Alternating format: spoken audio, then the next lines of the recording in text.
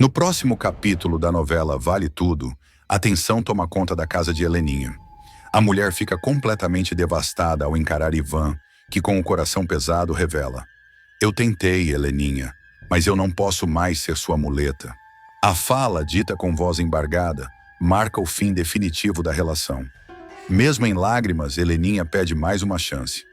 Mas é tarde demais. Ivan, firme, virou a página. Logo depois, Ivan abre o coração para Raquel. Emocionado, ele confessa: "Agora eu posso te amar livremente, Raquel. Sem culpa, sem medo." O amor proibido finalmente encontra espaço para florescer. E enquanto esse romance ganha força, Odete Roitman, sempre movida por seus jogos de poder, percebe que pode perder o controle da situação. Ela comenta com Walter: "Ivan precisa voltar para Heleninha." E com um olhar gélido, decide procurar Raquel pessoalmente. Qual será o próximo passo dessa mulher implacável? Antes de continuar, já deixa o like, se inscreve no canal e comenta de qual cidade você está assistindo a novela. Enquanto isso, na mansão dos Roitman, Tiago surpreende Marco Aurélio ao anunciar: "Decidi cursar economia. Quero ser independente da família." O pai arrogante rebate com ironia: "Economia? Isso é para funcionário de banco. Você tem um império para herdar." Mas Tiago não recua. A tensão entre pai e filho mostra que os novos tempos chegaram. E os valores também mudaram. No núcleo empresarial, Marco Aurélio não esconde seu incômodo com Mário Sérgio e Leila, ao vê-los conversando animadamente. O clima esquenta entre os dois homens, e a rivalidade vai além do profissional. Já no núcleo feminino, Solange dá uma aula de autonomia. Renato se espanta ao saber do desejo da jovem em ser mãe sozinha. "Você vai mesmo fazer isso sem ninguém ao seu lado?" E ela firme: "Quero ser mãe, Renato. E não vou esperar um homem aparecer para realizar meu sonho." A resposta madura de Solange o faz encará-la com um novo olhar. E tem mais bomba. Sardinha, desconfiado, segue Fátima e acaba flagrando ela e César juntos num apart hotel. Ele sai atordoado, sem saber o que fazer com o que viu. O escândalo está prestes a explodir.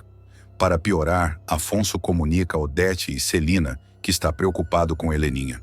A última recaída loira preocupa profundamente o irmão, que teme uma tragédia se algo não for feito. Marco Aurélio, sempre obcecado com aparências e com a necessidade de reafirmar sua imagem de benfeitor e homem influente, decide fazer mais uma de suas manobras para impressionar. Desta vez, o alvo de sua generosidade duvidosa será a pequena Sarita, filha de Cecília e Laís. Aproveitando-se da proximidade da data de aniversário da menina, o empresário organiza uma festa surpresa de última hora, sem consultar ninguém da família. A ideia para ele é clara: causar impacto, reforçar seu papel de tio presente e, de quebra, ganhar pontos com a opinião pública e com a própria consciência. No entanto, a comemoração que ele idealiza está longe de ser o que Cecília e Laís planejavam para a filha. As duas mães tinham preparado um encontro íntimo e delicado, em clima de afeto e simplicidade, com direito a bolo de chocolate feito em casa, brigadeiros enrolados por Sarita, enfeites com recortes de papel colorido e a presença apenas de amigos próximos da pousada. A proposta era oferecer à filha um momento simbólico, pautado no carinho, na escuta e na conexão familiar. Quando Marco Aurélio aparece de surpresa na pousada, no meio da tarde, acompanhado de uma van temática, animadores fantasiados de princesas da Disney, um palhaço com malabares, um buffet completo e um bolo de 5 andares decorado com glacê importado, o contraste entre as intenções fica escancarado. O empresário, vestido de forma impecável, desce do carro sorridente, com sua habitual confiança de palco.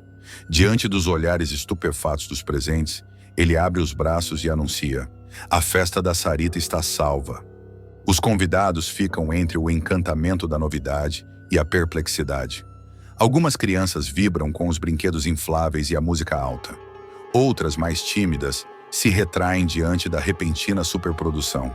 Cecília, ao ver a van descarregar caixas de presentes caros e enfeites reluzentes, sente um misto de revolta e de impotência. Laís, por sua vez, encara o cunhado com firmeza e tenta intervir de forma educada. Marco, a gente não estava esperando isso. Ele, como sempre, corta a fala com um sorriso paternalista. Mas vocês merecem mais. Sarita merece mais. Enquanto a decoração toma conta do jardim da pousada e os animadores invadem o espaço com ares de espetáculo, a sensação de deslocamento só aumenta. Leila, que chega minutos depois acompanhada de Tiago, percebe o clima tenso e tenta remediar a situação. Ele quis ajudar, meninas. Sei que pegou todo mundo de surpresa, mas talvez possamos aproveitar. Sugere sem grande convicção. Cecília, irritada, responde seca. Ele sempre ajuda assim, passando por cima da gente. A festa transcorre num clima ambíguo. De um lado, as crianças se divertem. Sarita, inclusive, mesmo sem compreender totalmente o desconforto das mães. Do outro, os adultos se esforçam para manter a cordialidade. Os olhares entre Cecília e Laís falam mais do que as palavras. A cada gargalhada do palhaço ou brinde feito pelos animadores, a sensação de que sua proposta íntima foi desrespeitada se intensifica. Ao final da festa, já ao entardecer, quando o bolo gigante é cortado e todos se reúnem para cantar parabéns, é Sarita quem dá a resposta mais contundente. Com seu jeito doce e espontâneo, ela agradece ao tio, mas solta com naturalidade. Eu amei, mas não precisava, tio. A gente já tinha feito tudo. Já tinha bolo, docinho, os amigos. A fala da menina é como uma flechada no ego de Marco Aurélio. O empresário tenta manter o sorriso, mas seus olhos entregam a frustração. A resposta, singela e sincera, quebra a expectativa de ser visto como o grande herói da ocasião. Pior ainda, ela evidencia o que todos ali já haviam notado, que ele agiu mais por vaidade do que por carinho genuíno. Após se despedir dos convidados, Marco Aurélio retorna para casa visivelmente irritado. Ao chegar, explode em desabafo diante de Leila e Tiago. Eu gastei 35 mil reais naquela festa de emergência para a Sarita não comemorar o aniversário dela. Com um bolinho deprimente e com uma bandeja com um brigadeiro de cada tamanho, que aquilo é um absurdo. A fala é recebida com silêncio desconfortável. Tiago, mais direto, rebate. Mas era isso que elas queriam. Era uma festa feita com amor. Você não perguntou, só apareceu e impôs uma coisa que ninguém pediu. Leila tenta amenizar. Marco, às vezes, é melhor escutar antes de agir. A intenção pode ter sido boa, mas você invadiu um espaço que não era seu. O clima na casa de Marco Aurélio pesa.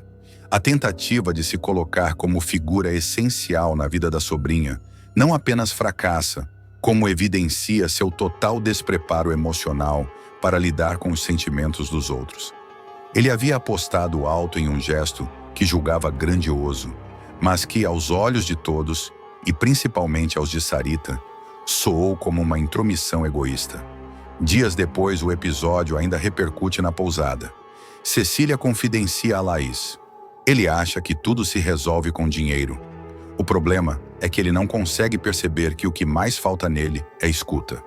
Laís concorda e completa. Talvez seja essa a tragédia do Marco. Ele compra festas, presentes, viagens, mas não consegue se fazer presente de verdade. Enquanto isso, Marco Aurélio, ressentido e sem conseguir admitir o erro, passa a criticar o ambiente da pousada, dizendo que as mães da criança estão criando Sarita num mundo paralelo, que ninguém valoriza quem tem visão de futuro e que não se pode querer criar uma criança com brigadeiro artesanal e livro de poesia. A fala, dita em tom irônico durante uma reunião da família Reutemann, provoca reações variadas. Alguns fingem não ouvir, e Odete, sempre atenta, percebe ali mais uma oportunidade de manipular os conflitos em prol dos próprios interesses. O fracasso da festa deixa Marco Aurélio mais determinado a reforçar sua imagem pública, agora com novas ações de marketing social para compensar o erro. Uma estratégia que será vista por muitos como mais um gesto vazio. Ele organiza, então, um mutirão de brinquedos para doação em comunidades carentes e exige que a imprensa compareça, deixando claro que sua motivação segue sendo a visibilidade e não a empatia. Enquanto isso, Sarita volta à sua rotina simples, entre as brincadeiras na pousada e as conversas no jardim com Cecília e Laís. Ela comenta com inocência. O bolo da mamãe estava mais gostoso que o da festa do tio, né? A frase ouvida por uma vizinha corre pelos corredores da pousada e logo chega aos ouvidos de Leila, que não resiste à gargalhada. Essa menina ainda vai ensinar muita coisa para esse mundo, diz ela pensativa. Tiago viverá um momento dramático. Após mais uma recaída de Heleninha, o adolescente se desesperará ao ver a mãe bebendo uísque e tentará, aos prantos, tirar a garrafa de suas mãos. O confronto entre os dois tomará contornos cada vez mais agressivos. Gritos, lágrimas e palavras dolorosas serão trocadas.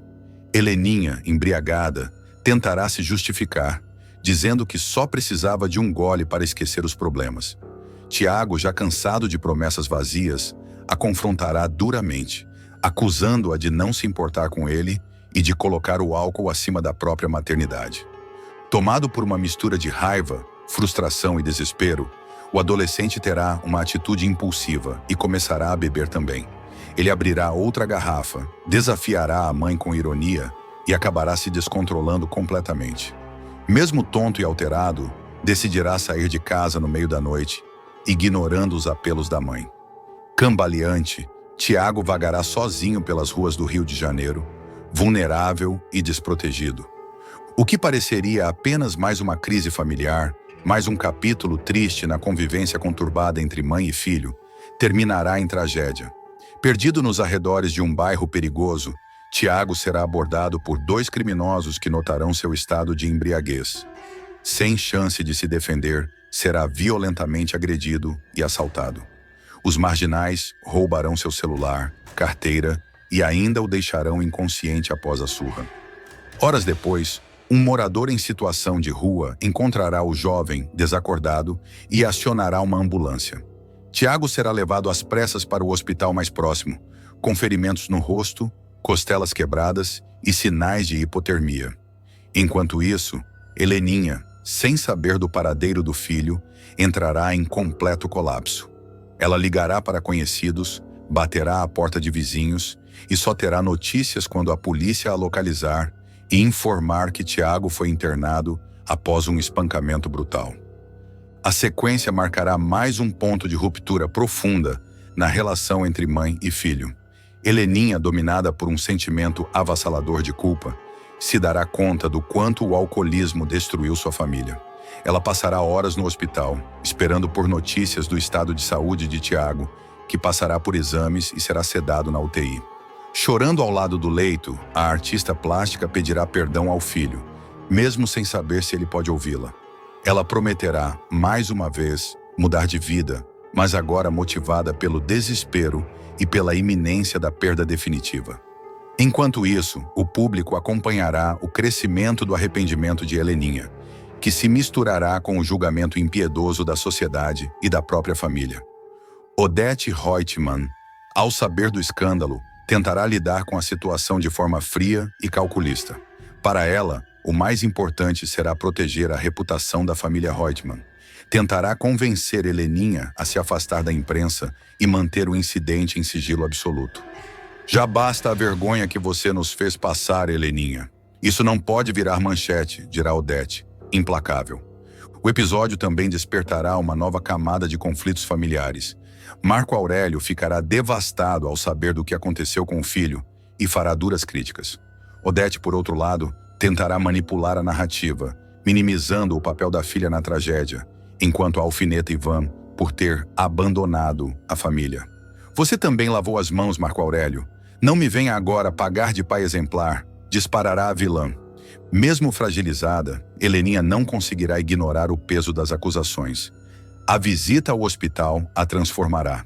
Pela primeira vez, enxergará o fundo do poço com clareza absoluta. O corpo machucado de Tiago, os aparelhos, os hematomas. Tudo será como um espelho de sua destruição interior. A personagem de Paola Oliveira terá cenas fortes em que, completamente despida de vaidade ou defesas emocionais, chora copiosamente e encara a realidade sem filtros. As cenas se intensificarão quando Heleninha, dilacerada, procura uma sala de reuniões dos Alcoólicos Anônimos pela primeira vez desde que começou a negar a gravidade da sua doença. A entrada no local será silenciosa, mas carregada de simbolismo. Ela se sentará no fundo da sala, ouve os relatos de outros dependentes e, pela primeira vez, não tentará se esconder atrás do sobrenome ou da fama. Apenas ouvirá. E depois, com a voz trêmula, pedirá para falar. Meu nome é Helena Reutemann e eu sou alcoólatra. Essa virada emocional será apenas o começo de um novo arco dramático. Ao mesmo tempo em que enfrenta os fantasmas do passado e as feridas ainda abertas com o filho, Heleninha terá que lidar com a pressão de Odete, que não aceitará ver a filha se expondo como uma qualquer. A vilã fará de tudo para impedir que Heleninha continue no grupo de apoio. Inclusive, oferecerá uma internação discreta em uma clínica de luxo na Europa. Não é questão de tratamento, é de dignidade. Você é uma Reutemann, comporta-se como tal, dirá em tom autoritário. Mas Heleninha, abalada e ao mesmo tempo fortalecida pelo choque de realidade, começará a resistir. Enfrentará a mãe, ainda de forma tímida, e demonstrará que pela primeira vez está tentando fazer algo não para os outros, mas por si mesma e por Tiago. Se eu tiver alguma chance de reconstruir minha vida com meu filho, ela começa aqui. E não é em Paris, em clínica de spa, que eu vou encontrá-la, afirmará com determinação crescente. Durante os capítulos seguintes, a recuperação de Tiago será lenta. Ele terá momentos de lucidez e medo, especialmente ao perceber o quanto esteve perto da morte. Sua relação com Heleninha continuará abalada, mas dará sinais de reaproximação em cenas emocionantes, em que o jovem, deitado na cama do hospital, olha para a mãe e diz: "Eu só queria que você tivesse lutado por mim antes disso." As palavras ditas com sinceridade e dor atingirão Heleninha como facadas, mas ela aceitará o julgamento do filho sem protestar. Enquanto isso, o episódio se espalhará pelas colunas sociais e blogs de fofoca, apesar dos esforços de Odete para silenciar a imprensa. A repercussão será inevitável, e o nome dos Reutemann mais uma vez estará envolvido em escândalo. Heleninha será perseguida por jornalistas na porta do hospital, o que a deixará ainda mais fragilizada. A personagem chegará ao seu limite emocional quando uma manchete sensacionalista a chamar de mãe negligente e ex-socialite em decadência. Neste novo contexto, Heleninha buscará apoio não apenas no AA, mas também entre pessoas fora do seu círculo social tradicional.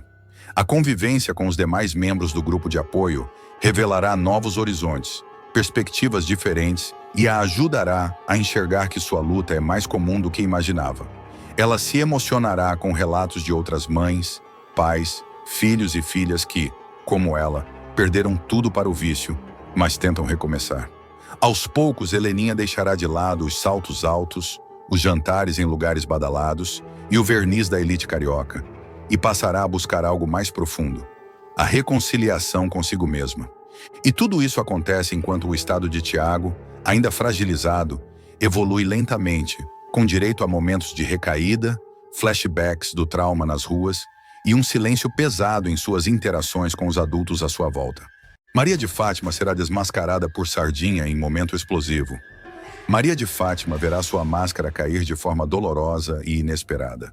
A vilã, que se sente intocável por ter conquistado a confiança de Afonso e manipulado quase todos ao seu redor, será surpreendida por quem ela menos imaginava. Sardinha, o produtor da Tomorrow, que até então ela julgava irrelevante. Tudo começará quando Sardinha passar a desconfiar do comportamento de Maria de Fátima nos bastidores da agência. Desde que ela se aproximou de César e passou a frequentar o estúdio com mais frequência, Sardinha notou olhares trocados, toques disfarçados e até mesmo desaparecimentos simultâneos dos dois. Sempre atento, ele decidirá ir mais a fundo.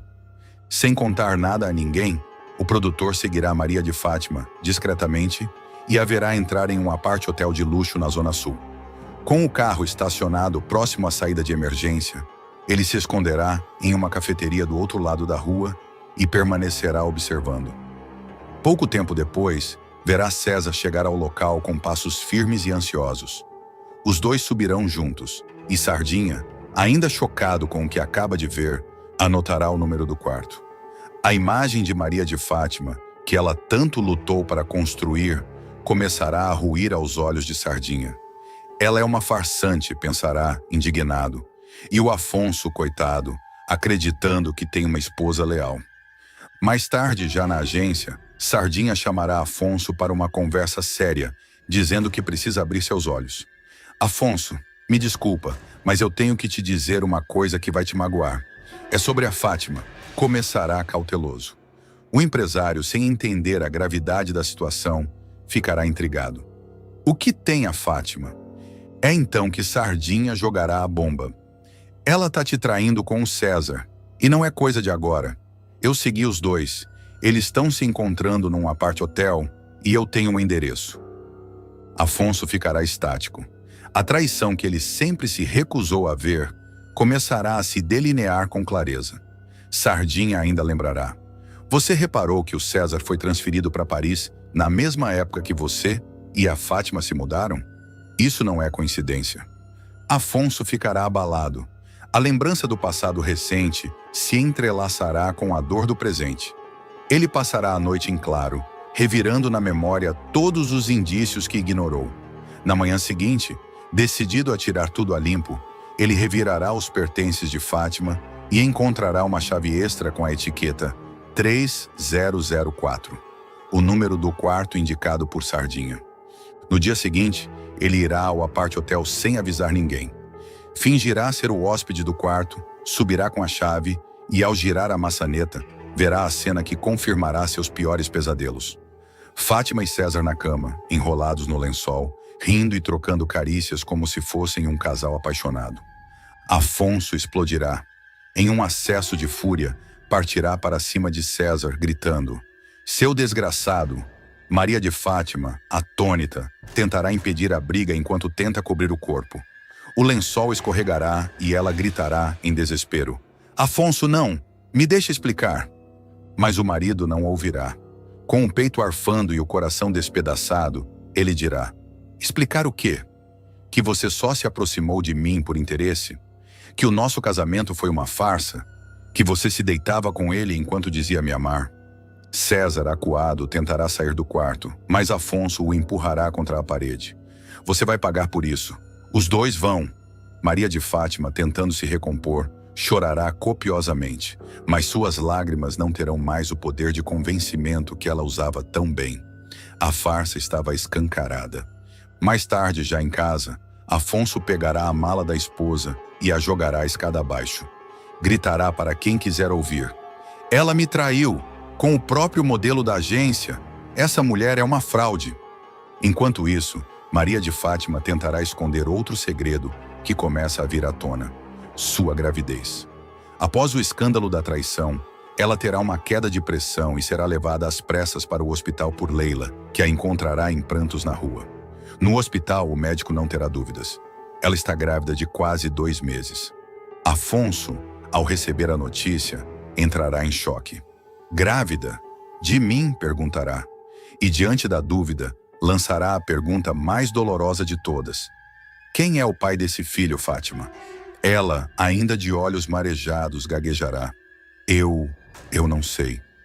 A bomba estourará de vez.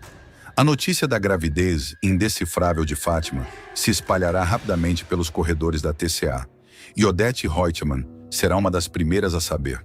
Cínica, ela comentará: "A garota conseguiu destruir o único trunfo que tinha.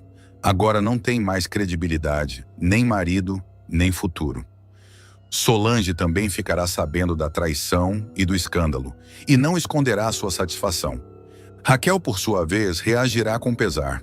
Embora esteja magoada com a filha há muito tempo, ainda será tomada por uma profunda tristeza ao perceber que Fátima está afundando cada vez mais por conta das próprias escolhas. Afonso não perderá tempo e mandará os advogados prepararem os papéis do divórcio. Também iniciará o processo para afastar Fátima da gestão dos negócios que ela influenciava. Sardinha, por sua vez, ganhará o respeito e o reconhecimento de muitos colegas por ter tido coragem de abrir os olhos do amigo.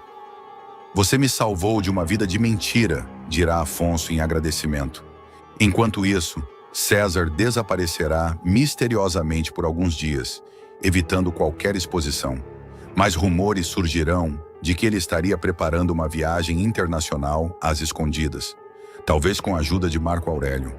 A tensão aumentará com a possibilidade de fuga, e Afonso prometerá processar o modelo por assédio, traição profissional e moral.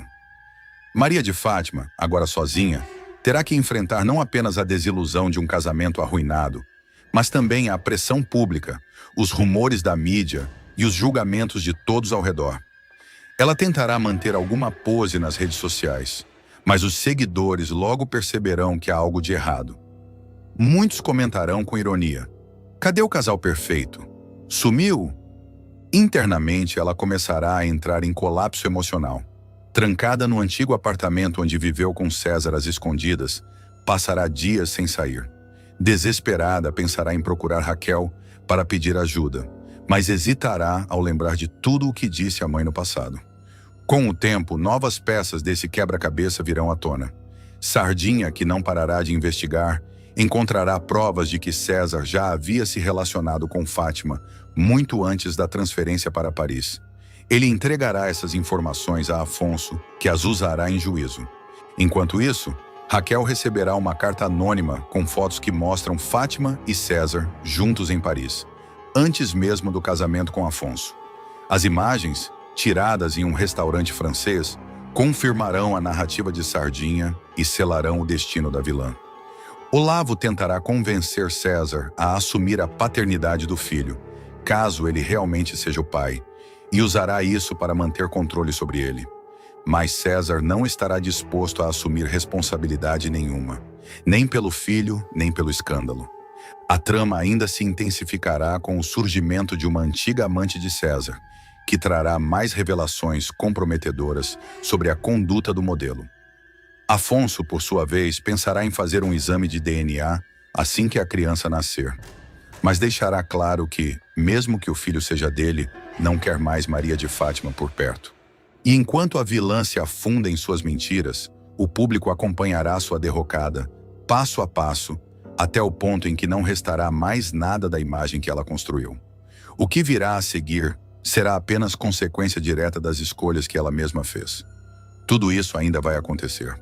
Odete Reutemann achava que estava acima do bem e do mal. Com uma fortuna construída à base de interesses, frieza e alianças questionáveis, a magnata sempre acreditou que o dinheiro comprava tudo, inclusive a dignidade dos outros. Ela se deparará com uma mulher que não se vende, não se cala e não abaixa a cabeça. Eunice, a costureira simples, de origem humilde, mãe de Fernanda, mostrará que caráter não se mede por sobrenome nem por conta bancária. Tudo começa com um jantar formal que Odete organiza sob o pretexto de conhecer melhor Fernanda, a jovem com quem seu neto Tiago está cada vez mais envolvido. Mas por trás do convite elegante e das taças de cristal, há uma intenção perversa: avaliar a moça como se fosse um produto. Durante o jantar, a tensão é evidente.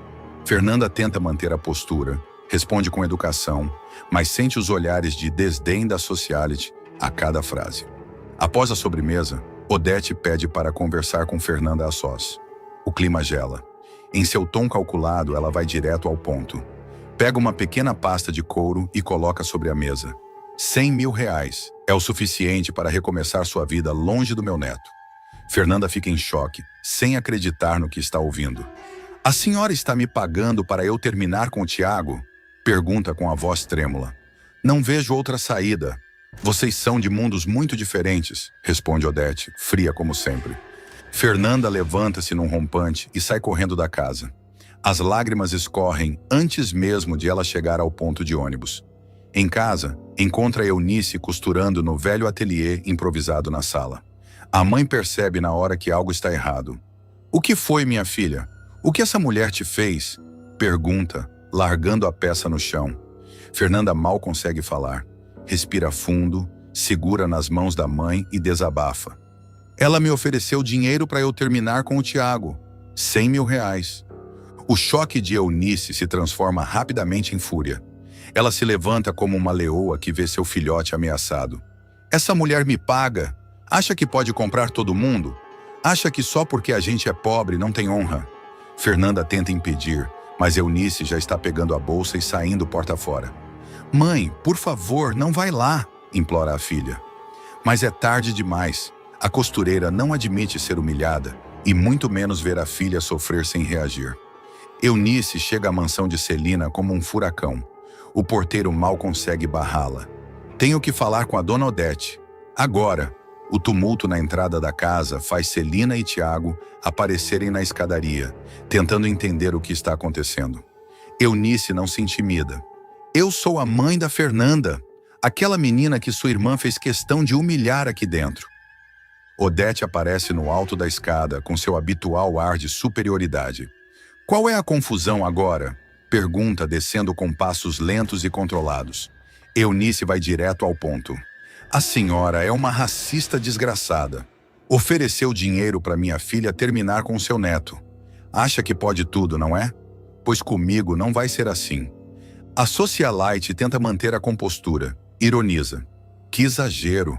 Hoje tudo é racismo, tudo é humilhação. Eu fiz uma proposta, mas apenas.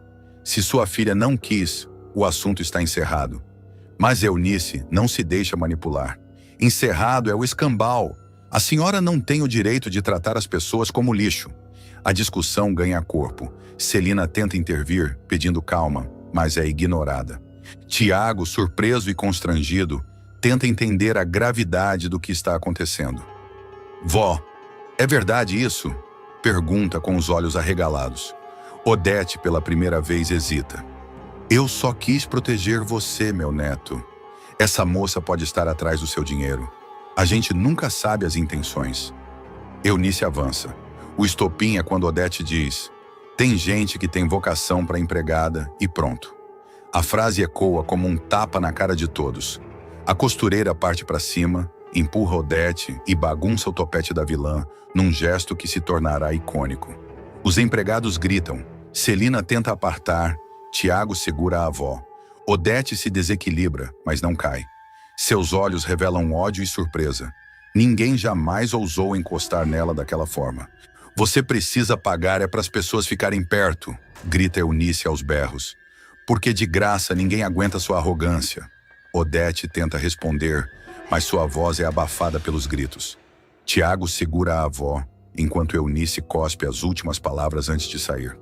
Se insultar a Fernanda de novo, vai acertar as contas comigo. Do lado de fora, Eunice sente o corpo tremendo. A adrenalina ainda pulsa. Ela pega o celular e liga para Fernanda. Tô indo para casa. Fiz o que tinha que fazer. Agora ela sabe com quem tá lidando. A notícia do escândalo se espalha como fogo em capim seco. No dia seguinte, a cena da briga está na boca da alta sociedade e até dos moradores do bairro onde Eunice mora. Há quem admire a coragem da costureira, há quem critique sua ousadia. Mas uma coisa é certa, ninguém mais verá Odete Reutemann da mesma forma. No café da manhã, Odete está de cara fechada. Celina tenta amenizar a situação. Você não precisava ter provocado aquela mulher, Odete. Isso só mancha sua imagem. Mas a bilionária retruca. Ela que veio aqui fazer cena. Eu só quis proteger meu neto. Celina rebate.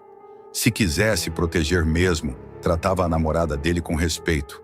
É isso que uma avó de verdade faz. Enquanto isso, Tiago decide procurar Fernanda. Quer ouvir dela o que realmente aconteceu. Quando chega à casa da jovem, encontra-a hesitante, ainda abalada. Gente como ela acha que pode tudo, mas a minha mãe mostrou que a gente não se vende. A aproximação entre Tiago e Fernanda se intensifica. Ele se sente dividido entre o amor pela namorada e a fidelidade à avó. Mas o que mais pesa é o nojo do preconceito disfarçado de preocupação com o futuro. Se for para escolher entre ela e você, eu escolho você, diz ele. Mas preciso pensar como vou lidar com isso. Eunice, por sua vez, volta como se nada tivesse acontecido. Mas dentro dela, algo mudou. Não é só uma costureira agora. É a mulher que enfrentou Odete Reutemann e que não vai parar por aí. Mas se Odete achava que o escândalo pararia por aí, estava enganada. A bilionária não suporta ter sua autoridade desafiada, ainda mais diante de testemunhas da elite. Sentindo-se humilhada, ela convoca seu advogado de confiança e pede para levantar tudo sobre a vida de Eunice: registros financeiros, vínculos familiares, histórico profissional. Quero saber até quantas linhas ela costura por minuto. Dispara com desprezo. Odete pretende retaliar, como sempre faz, usando seus recursos e influência para pressionar, intimidar e, se possível, destruir. Celina tenta conter a irmã. Não vale a pena comprar mais essa briga. Você provocou, insiste, mas Odete a ignora. Essa mulher vai se arrepender de ter tocado em mim. Enquanto isso, na casa modesta de Eunice, a costureira sente a pressão aumentar. O telefone não para de tocar, vizinhos comentam, e até uma repórter de um blog sensacionalista bate a porta querendo uma entrevista. Fernanda teme represálias. Mãe, você cutucou a onça com vara curta, diz ela, assustada. Mas Eunice não se intimida. A onça que venha, eu luto de frente. Só quem tem medo é quem tem culpa. A guerra está apenas começando. Eunice se tornará uma figura pública de resistência, símbolo de dignidade para os que se sentem esmagados pelo poder dos grandes. E Odete, cada vez mais isolada, verá sua imagem de mulher inatingível ser manchada por algo que ela nunca soube lidar: o povo. Afonso descobre que Odete está envolvida com o mesmo amante que ele flagrou com Fátima na cama. A que ponto chegamos? A vida de Afonso sofrerá uma nova reviravolta. Depois de flagrar Maria de Fátima nos braços de César, o empresário decidirá colocar um ponto final em seu casamento. A dor da traição ainda estará latente, quando um segundo choque cairá sobre ele. Sua própria mãe, Odete Reutemann, também está envolvida com o mesmo homem. A revelação deixará Afonso devastado. Sempre dá para piorar, dirá ele, com a voz embargada, após confrontar a mãe. Tudo começará com uma jogada arriscada de Maria de Fátima.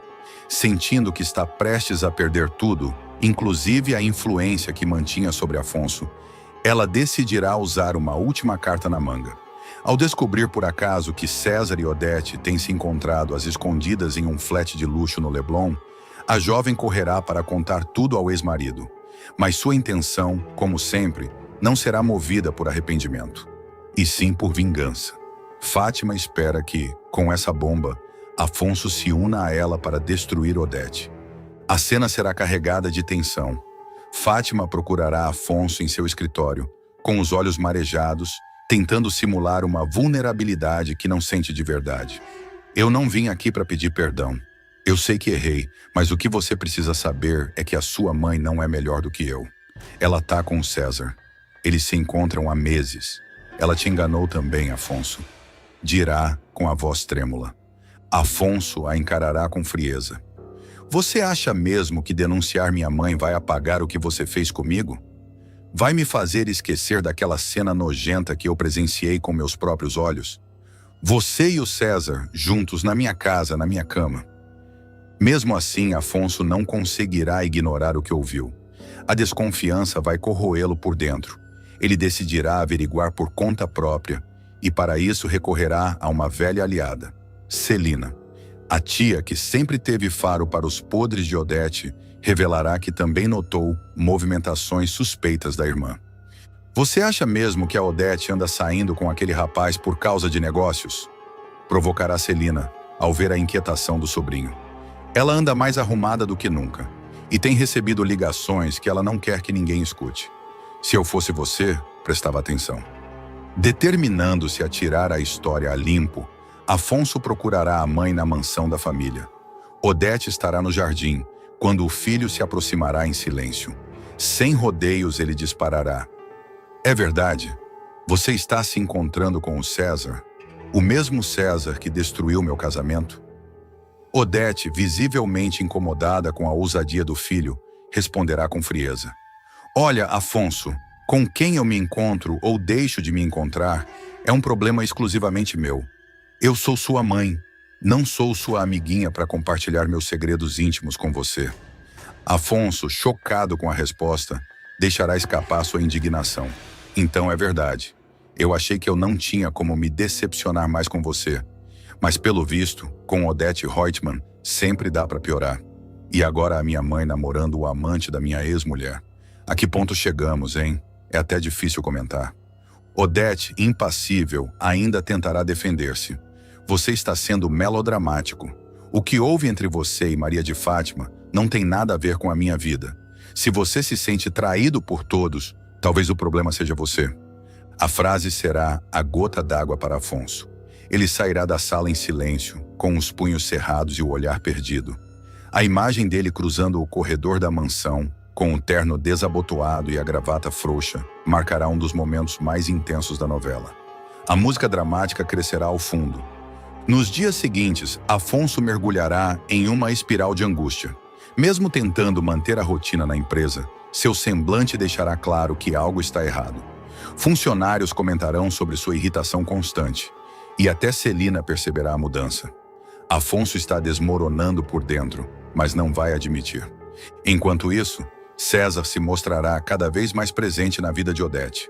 Em cenas paralelas, o público verá que o malandro está jogando um jogo perigoso, seduzindo duas ao mesmo tempo, apenas para continuar próximo ao poder e à fortuna dos Reutemann. Ele receberá ligações de Odete no meio da noite, mas logo depois será visto com Fátima em encontros secretos num hotel afastado. Essas mulheres são só degraus, meu bem, dirá ele para um amigo, rindo cinicamente ao telefone.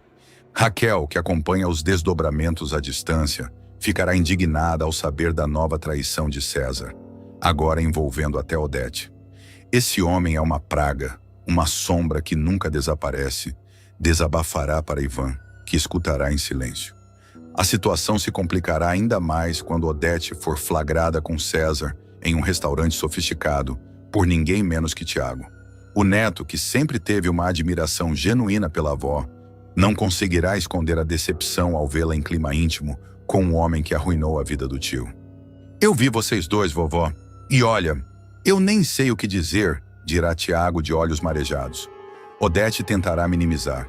Não seja tão sensível, Tiago. A vida é feita de escolhas e, às vezes, escolhas são pragmáticas. A indignação de Tiago o levará a procurar Afonso para contar tudo. O empresário, já devastado, apenas escutará em silêncio e murmurará: "Obrigado por me contar." Mas isso só confirma o que eu já sabia. Ela não tem limites. Ao mesmo tempo, Fátima tentará se reaproximar de Afonso, usando a mágoa compartilhada como ponte. Ela acreditará que agora que ambos foram traídos por César, existe uma chance de reconciliação. A gente podia recomeçar, você e eu, esquecer tudo e unir forças. Eu fui enganada, Afonso, assim como você. Mas Afonso será categórico. Você não foi enganada. Você escolheu o César. Você traiu, mentiu, humilhou, e agora, só porque ele também te deu as costas, quer fingir que somos aliados? Não, Fátima. Eu aprendi. E aprendi da pior forma possível. Essa série de revelações colocará Afonso em um impasse emocional profundo. Entre a traição da mulher e a cumplicidade amorosa da mãe com o mesmo homem, ele sentirá que perdeu todas as referências familiares. É como se o chão tivesse sumido, comentará com Celina, num momento de rara vulnerabilidade. E o pior, eu sinto que ainda tem mais por vir. Celina, por sua vez, começará a desconfiar de que César não é apenas um manipulador oportunista. Ela vasculhará registros da TCA, cruzará datas e perceberá que César pode estar envolvido em esquemas que comprometem até mesmo a integridade da empresa. Se esse homem está tão próximo da Odete, não é só por prazer, é por poder, dirá ela, determinada a investigar mais a fundo. Enquanto isso, a relação entre Odete e César também começará a ruir. A vilã, inicialmente convencida de que estava no controle, começará a notar inconsistências no comportamento do amante. "Você está me escondendo alguma coisa?" perguntará, com um olhar penetrante. César fingirá surpresa, mas a máscara começará a cair. Enquanto os dias avançam, Afonso continuará tentando manter a compostura nos negócios, mas sua dor pessoal será evidente.